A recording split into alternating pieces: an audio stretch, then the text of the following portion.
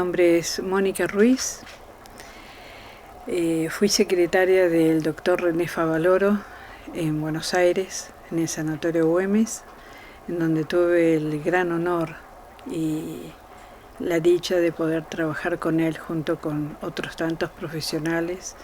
¿Qué te puedo decir hoy, siendo el cumpleaños de René? Fue un ser maravilloso,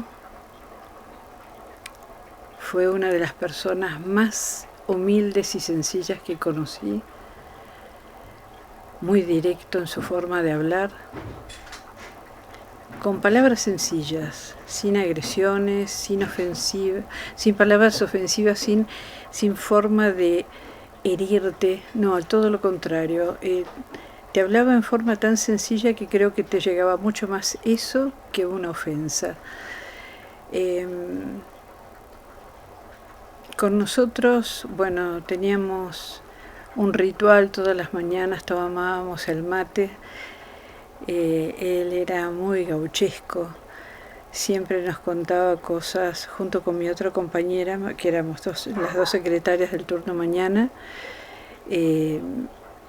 Nos contaba cosas de su infancia, que no fue una infancia muy buena, fue una infancia muy sufrida. Él vivió en el barrio El Mondongo de La Plata. No sé si hoy en día existe, supongo que sí, pero su mamá era modista, su papá era carpintero, y nos contaba muchas penurias de las que pasaba.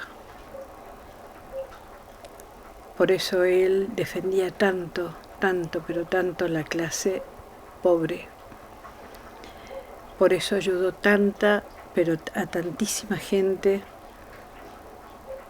cuando la gente creía que tenía que embargar su vida para poder pagarle una intervención quirúrgica, y no era así.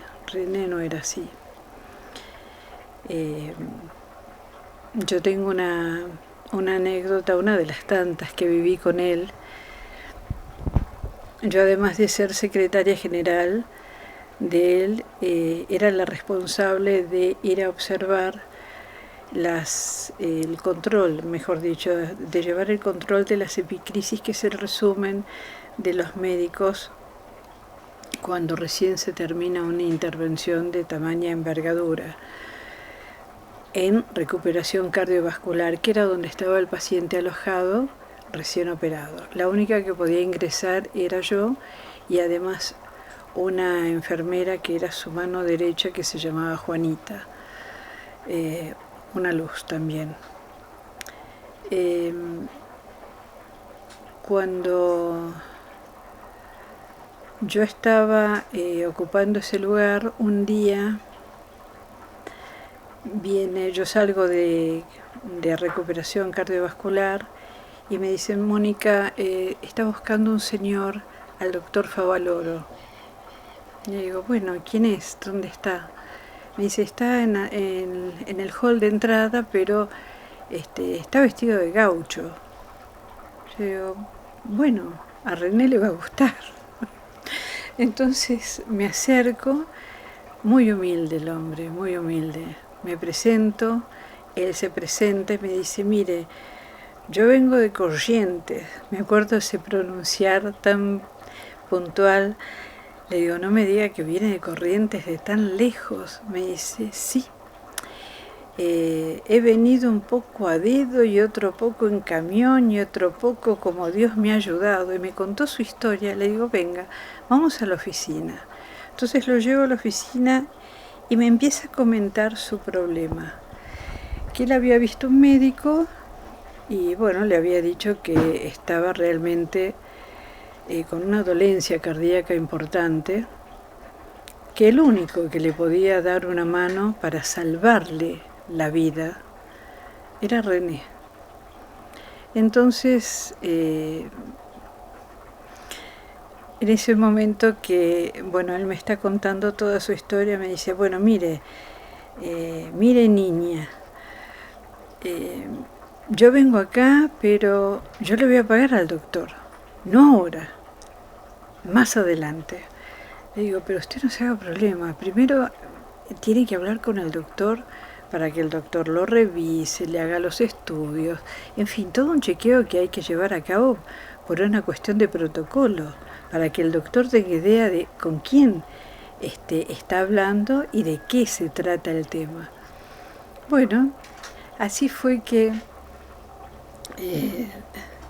cuando termina de contarme su historia, le digo, espéreme 5 minutos, voy, lo veo a René, le digo, mire doctor, acaba de llegar un paciente así así, le detallo, me dice, hacémelo pasar al gaucho.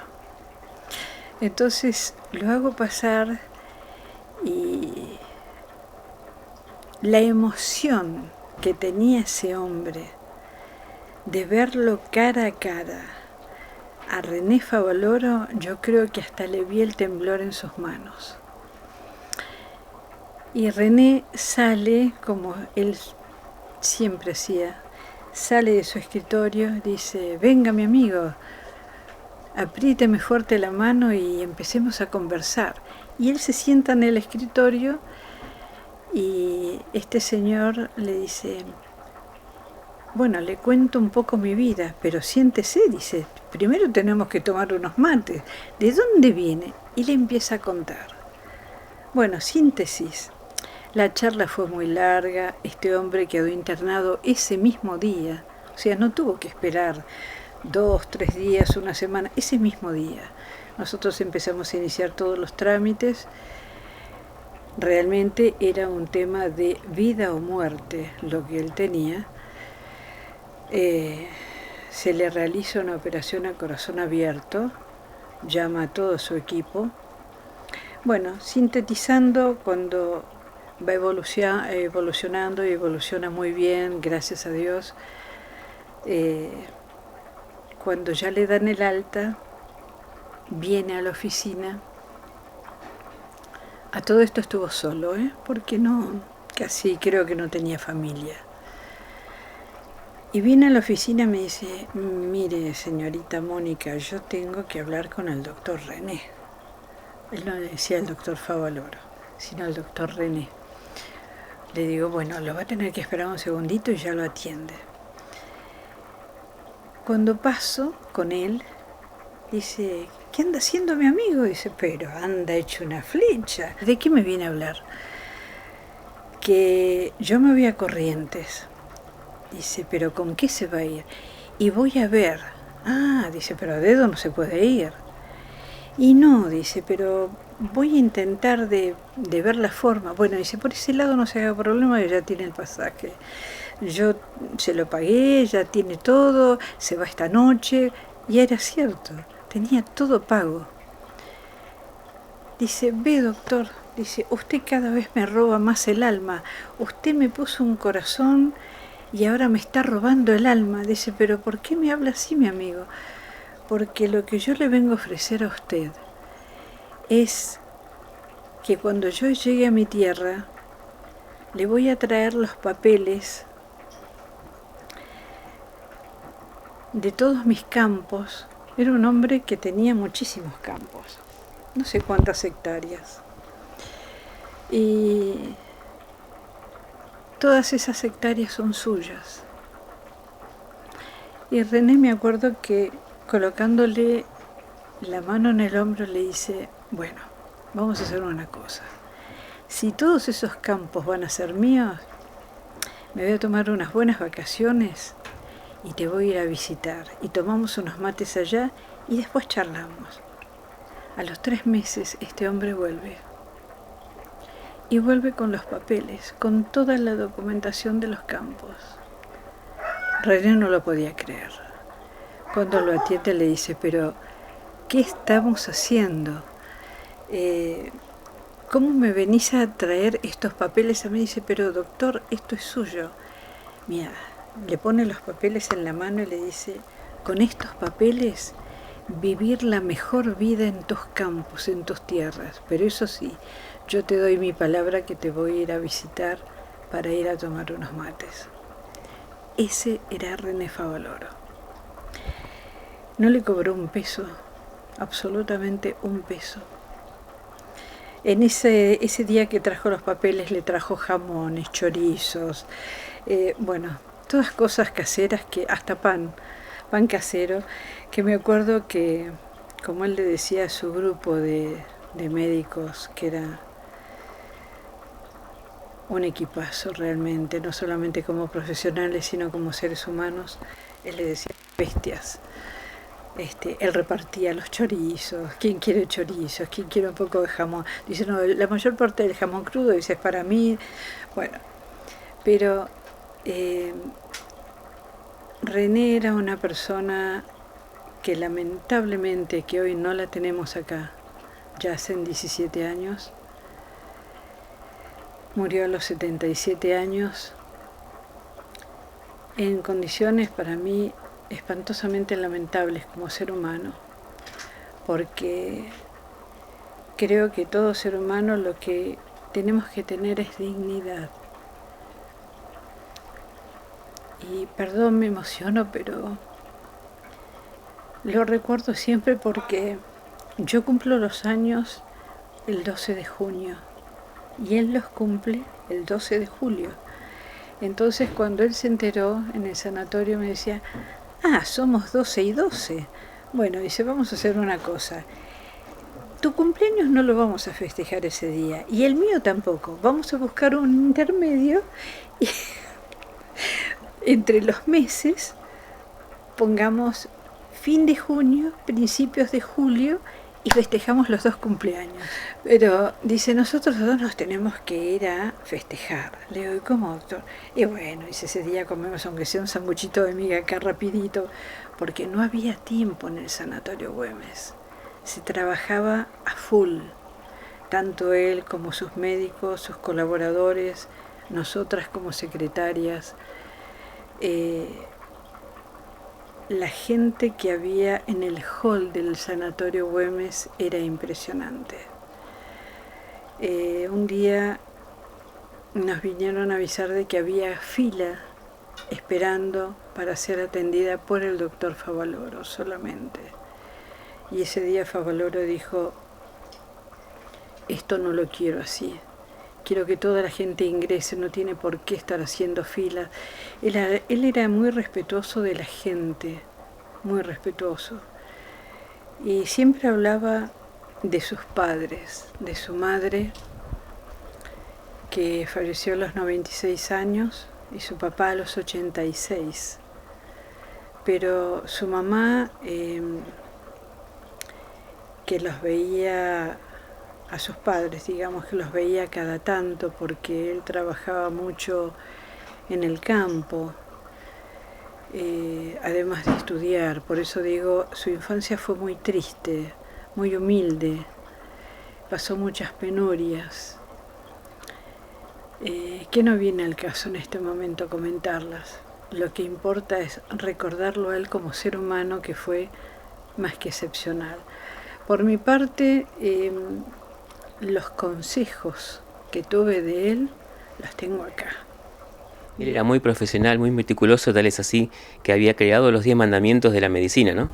Sí, esa fue una sorpresa que él le dio a sus bestias, a su equipo, cuando un día dijo, bueno, yo entré a la oficina, le digo, doctor, ¿qué hay ahí tapado? Que estaba tapado con una sábana de una camilla. Le digo, ¿es un cuadro? Me dice, vos te callás, dice, ¿vas a preparar el mate? Le digo, sí, doctor, bueno, no prepares nada. Dice, ahora voy a llamar a la camada de bestias, dice, vas a escuchar, dice, lo que va a pasar. Entonces, la camada de bestias se componía de 23, 25 médicos, y cuando vienen, dice, ¿qué pasa, Mónica? No sé, le digo, no sé, el doctor los mandó llamar, traten de ubicarse como puedan, la secretaría era medianamente grande, y cuando ella le dice, bueno, a partir de este momento ustedes tienen un compromiso moral, pero no conmigo, sino con ustedes mismos. Y todos decían, ¿cuál, René? Entonces va y tira la sábana, dice, y uno salta de atrás y dice, y con una sábana de camilla, no, doctor, ¿qué está pasando? ¿Dónde está nuestro nivel?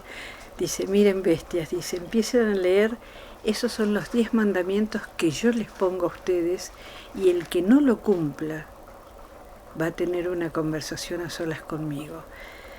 Si querés te los leo, los 10 mandamientos, porque es digno de recordarlo. Los 10 mandamientos. Primero, la historia clínica está por encima de cualquier avance tecnológico. Segundo, todos los pacientes son iguales, y era así. Tercero, el trabajo es en equipo. Cuarto, máximo respeto al médico de cabecera, porque él a veces operaba o si no, otro médico operaba. Y no porque él estuviera presente no se lo respetaba, no. Exigía el respeto al profesional que estaba haciendo la intervención. Quinto, cobrar honorarios modestos. Sexto, hacer docencia e investigación. Tercero, prevenir, estimular la vida sana. Octavo, no perder el humanismo. Noveno, abogar la paz. Y décimo, el optimismo tiene efectos biológicos, porque él a todos los pacientes recién operados iba a recuperación cardiovascular, que solamente, ya te digo, podía entrar yo, la enfermera, que era la caba principal, Juanita, o por supuesto él con su equipo, y así cuando el paciente podía hablar, él le mandaba un chiste o le contaba chistes gauchescos, y a veces el paciente no se podía reír y dice, no te rías, dice, porque en serio te abro de nuevo y te vuelvo a coser. Tenía cosas así, decía, el paciente hay que darle siempre algo positivo, algo por qué reírse, algo por qué seguir, porque a veces la depresión es tan grande internamente que esa persona cree que va a morir, y así muera, tiene que morir convencido de que no era tan grave la cosa, de que la vida continúa. Y él siempre decía que la vida continuaba, esto era un paso. Por eso le exigía tanto a sus médicos de que el primer paso era el paciente, el segundo paso era el contacto con el paciente, el tercer paso era la operación. Y ojo con los honorarios, ojo con los honorarios. Pero el último paso era cuando el paciente se despedía del profesional, digamos, retirándose por haber evolucionado bien. Y si se daba lo contrario, porque pasó varias veces, de que el paciente fallecía, también darle esa despedida, y esa despedida era sola del paciente con el profesional que lo había intervenido, a solas. Era un ritual, como una ceremonia que René pidió con el mayor respeto que se hiciera con todos los pacientes. Se operó a un almirante Rojas, por ejemplo.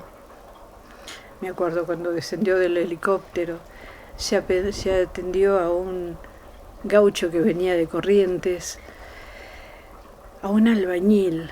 Te puedo nombrar tanta gente que conocí, tanta gente. Y nunca especuló absolutamente con nada. Por eso me da, además del gran recuerdo que tengo de él, no como médico, porque como médico todos sabemos lo que fue más premiado en otros países, que si querés después te enumero algunos de los premios que tuvo en otros países, hasta en Tailandia, sino como ser humano. El ser humano era algo excepcional. Así vos no lo conocieras, te sentabas 5 minutos con él y te daba la sensación de que lo conocías de toda la vida. Y cuando yo leí una de las tantas cartas que él envió ese día fatal, el 29 de julio,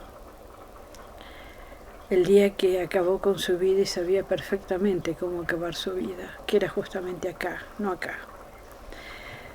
Una de las tantas cartas que él envió, de las cuales nunca tuvo respuesta de nadie. En ese entonces era presidente el doctor de la Rúa,